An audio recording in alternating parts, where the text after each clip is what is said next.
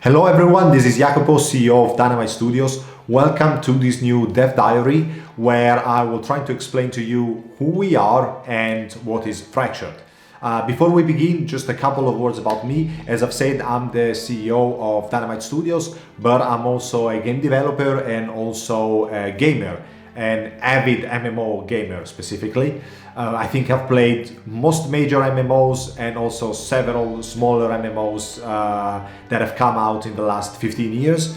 And I can say that the one that has really changed my mind though has been Ultima Online, which I've played for many years, starting when I was a teenager. In fact, when I was 12 in 2001. And it's really the game that brought me here right now. And I can say that in many ways, Fractured is a game that tries to recapture these old school feelings, but packaging them in a modern shell with a modern UI, modern control, and up-to-date graphical presentation, and also many innovations in design.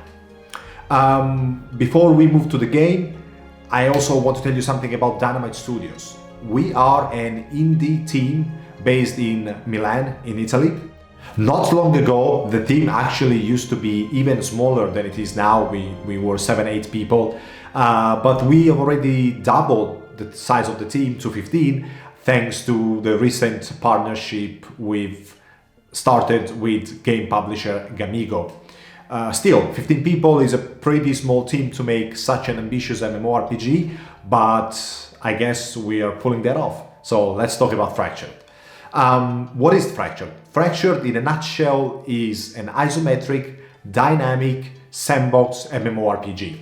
Now, what isometric means, I guess most of you know, it's because of the top-down camera angle, but also because of the control set that the game uses, which is very much reminiscent of classic action RPGs like the Diablo series or Path of Exile, for instance. Then, why is Fractured dynamic? That's very important. I would say that there are three ways in which Fractured is dynamic. One is combat. In the classic action RPG fashion, most of the abilities that you use, your attacks, including physical attacks and of course ranged projectiles, are skill shots. They are not targeted. So aiming and moving is actually a key part of combat in Fractured. You really cannot stand still when you fight. It's just a very, very bad idea. Moreover, the game features hundreds of different abilities that you can learn and dozens of status effects that can be applied on your character or you can apply on other characters. Of course, both in PvE and PvP, and that adds a tactical layer to the dynamism of the fight. Then I can say that Fractured is dynamic because of its player-driven economy. All the items that you can equip, all the consumable items that you can use are crafted by players from raw materials extracted from the world, either from resource nodes or from PvE combat. Now, all the marketplaces and banks in Fractured are local to the city they are built in, and resources are also very much localized in the world. Most of the resources can only be found in one specific monster encampment or one specific region in the world, or a specific biome in a specific continent in one of the planets. And what this means is that there is trading in the game is really a huge component. There's a lot of trading between cities, between different groups of players, prices going up and down, strife to control resources, flipping the market, and all of that. Fractured is really a game where if you want, you can be a merchant 24/7, really, and do nothing else but that.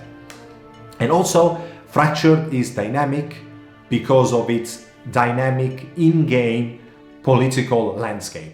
Aside from a couple of starting NPC cities, all the cities in the game are player built and they are a core component of progression. Cities can be attacked, they can be raided, they can be conquered, they can band together to join nations. From one day to the other, the biggest nation in a continent could be destroyed by its opponent, and the political landscape could change completely. Personally, this type of political activity in the game is one of the things that I like the most about the game.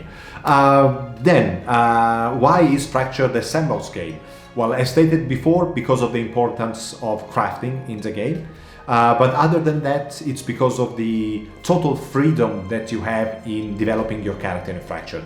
Not only the game is classless, so you're not bound, you don't choose a class when you create the game, but we have a pretty unique progression system that I'm going to detail later in this video. But also there are no restrictions in what you can do in terms of like crafting professions, in terms of where you can travel. There are no high-level zones that are locked off. New players can just go straight into the most dangerous areas of the world. Not a very good idea, but you can do that. So really, you have a total freedom of movement and of development for your character. And last but not least, talking about the sandbox elements is definitely the fact that you might have guessed from the talk about player cities, Fractured is a social game. The social element is really, really important. It doesn't mean that you cannot play as a lone wolf. You know, you can go and get your house in a residential area outside of a city and just play by yourself. But the worlds are open, so you don't have instances. Fractured features large open worlds.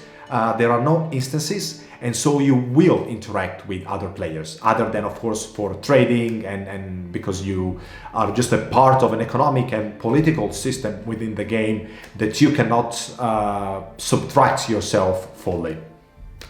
Now, let's talk about the pillars of the design of Fractured and the issues that we try to solve when making the game. By issues, I mean some historical problems that MMORPGs have been facing.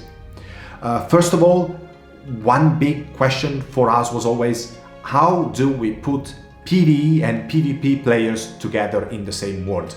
Many games, many MMOs have tried different solutions for that. Some others just decided to split servers. You have a PvE server and you have a PvP server, and that's it.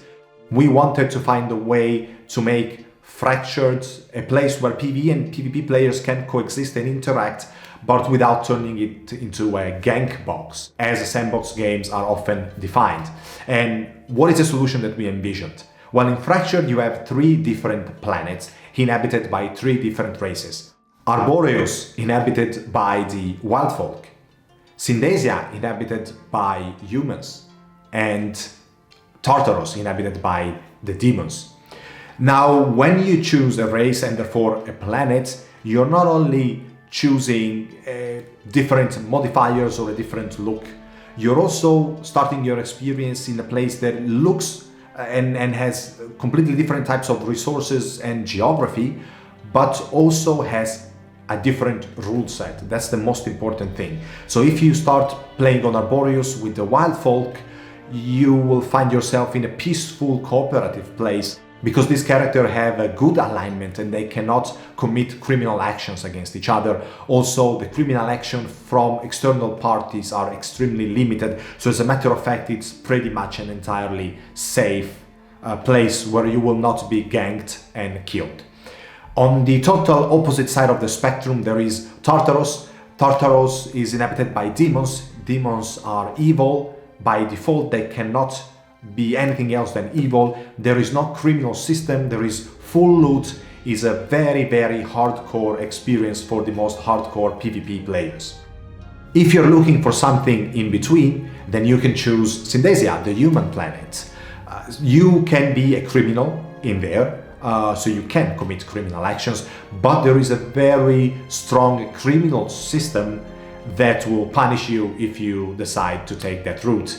Also, you can become a bounty hunter and hunt down the murderers and thieves and send them to jail. I mean, they actually get sent into a player-built jail and they have to pay bail to get out, or they have to do time. So, yeah, I mean, you can be a murderer on Syndasia, but be careful what you're getting into. All right, so this was our solution regarding PvE and PvP. And now the last point, power gaps and grind. Grind has always been a play in MMORPGs. Not all of them, of course, but I would say most of them. Now, I guess you know why grind is so common in MMORPGs. It's because MMORPGs are very expensive to create, and it's very convenient for developers to have the players repeat the same content over and over again, so they have to make less content. Well, even though we are a small team, we are actually making a ton of content, and so we don't have to introduce grind. So how does the knowledge system work in practice? Well, first of all, there is character creation, in which you define the strengths and weaknesses of your character. Is your character always going to be better at fighting as a warrior with physical combat and being just a very, very silly character that can't really do magic or understand magic? Or will it be a powerful mage but absolutely inept with weapons? Or will it be something in between? You choose when you create your character. How does the character progress after creation? There are three elements. One is the most vertical, which is the talent tree. That makes your character slightly stronger, but not much stronger. It doesn't really create big power gaps between new players and experienced players. What it does, it allows you to fine-tune your build, and you can freely respec it anytime you rest in front of a fire in the game. Then there is acquiring abilities. Now, acquiring abilities is done by defeating monsters, unlocking their entries in the bestiary, and then you are able to actually learn the abilities that such monsters use. And of course, monsters are spread everywhere in the world, so it doesn't really make sense for you to stay for a very long time in the same region of the world. What it makes sense for you to do is move to an area, collect all the abilities you're interested in that area, gain knowledge points by unlocking bestiary entries, and then move to a different area of the world. So exploration is really incentivized in the game. And the last component of progression is equipment. Again, there are no big power gaps between more sophisticated forms of equipment and the basic ones you start with. Progressing is relatively fast, and then it's about choosing the type of gear that complements your character build the best way. So you may, and you likely will, have multiple sets of armor more suitable to the multiple character builds that you're going to create for your character. Alright, so this was Fractured in a nutshell.